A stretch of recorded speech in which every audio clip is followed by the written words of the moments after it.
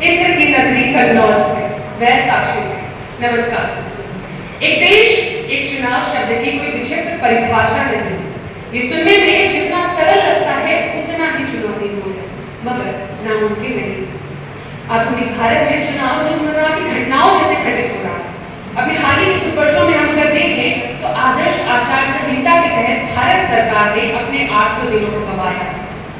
अटल बिहारी वाजपेयी जी का कहना है, चुनाव लोकतंत्र के हृदय की धड़कन जैसा है और यदि धड़कन जल्दी जल्दी धड़के तो ये स्वास्थ्य संबंधी समस्याएं उपलब्ध करा सकता है। मेरा मानना है कि विकास के पथ पर हमें आगे बढ़ना होगा तो हमें समझना होगा कि चुनाव के मौसम को बदलना होगा। हमें समझना होगा कि राजनीतिक दलों का ध्यान जो कि चुनाव के प्रचार में पूरे सालों तक लगा रहता है, उन्हें पूरे 4 वर्ष तक हमारे आने वाले कल में लगाना होगा। आज अगर हम जाने तो हमारे पास एक सब्जेक्ट है नागरिक शास्त्र, जो कि आज विद्यालयों के पाठ्यक्रम में इतिहास के नीचे कहीं दबा हुआ है या यूं कहें कि छुप गया है।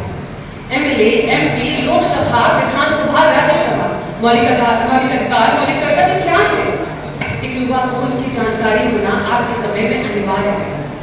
Now the question is, can one nation, one election transform Bharat towards विकसित भारत?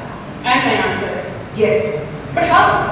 2019 में एक डाटा के तहत चुनाव में 60,000 करोड़ तक का खर्च आया और यानी अगर हम आज के समय में एक चुनाव को भारत देश में लागू कर दे तो उसका 1/4 हिस्सा बचा सकते हैं, जिस हिस्से को हम भारत को विकसित भारत की ओर ले जाने के लिए अग्रसर करने के लिए अपने जीडीपी में 1.5% तक की उछाल ला सकते हैं। हालांकि हमें शुरुआती कुछ समय में उस बचत को नए पोल्स पे, ईवीएम मशीन्स पे और वीवीपैट पर और सिक्योरिटीज पर खर्च करना पड़ेगा। इसकी कुल लागत 9,284 करोड़ है, जिसके बाद हमें आईआईटीज, आईएम्स की संख्या बढ़ानी होगी। उसके बाद हमें एआई को पाठ्यक्रम में जोड़ना होगा, जिसके बाद हमें बेहतर इंफ्रास्ट्रक्चर को और बेहतर बनाना होगा। आज आधुनिक भारत को विकास के पथ पर ले जाने के लिए भारत एक बदलाव की जरूरत है। एक ऐसा बदलाव जो एक ऐसा सिस्टम लाए, एक राष्ट्रीय स्तर के नेता से लेकर एक क्षेत्रीय स्तर के लोकल इंडिविजुअल कैंडिडेट को हम एक माध्यम से सुन सके।